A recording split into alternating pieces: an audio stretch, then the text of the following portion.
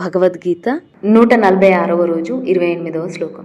తత్వవిత్తు మహాబాహో గుణకర్మ విభాగయోః గుణ గుణేషు వర్తంత ఇతి మత్వాన సజ్జతే. తత్వవిత్తు మహాబాహో గుణకర్మ విభాగయోః గుణ గుణేషు వర్తంత ఇతి మత్వా నా సజ్జతే.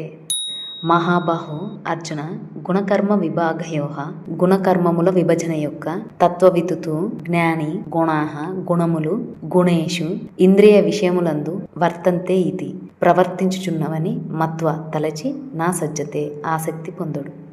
ఓ మహాబాహో అర్జున, గుణ విభాగ తత్వమును కర్మ విభాగ తత్వమును తెలిసికొన్న జ్ఞానయోగి గుణములే గుణములయందు ప్రవర్తిల్లుచున్నవని భావించి వాటి యందు ఆసక్తి నొందుడు. O mighty armed Arjuna, the wise yogi who understands the principle of division of qualities and the principle of division of actions considers that the qualities are merely acting upon the qualities and therefore does not get interest to them. గుణముల విభజన సూత్రాన్ని and కర్మల విభజన సూత్రాన్ని అర్థం చేసుకున్న వివేకవంతుడైన యోగి గుణాలు కేవలం గుణాలపైనే పనిచేస్తున్నాయని భావిస్తాడు. అందువల్ల వాటిపై ఆసక్తిని పొందడు.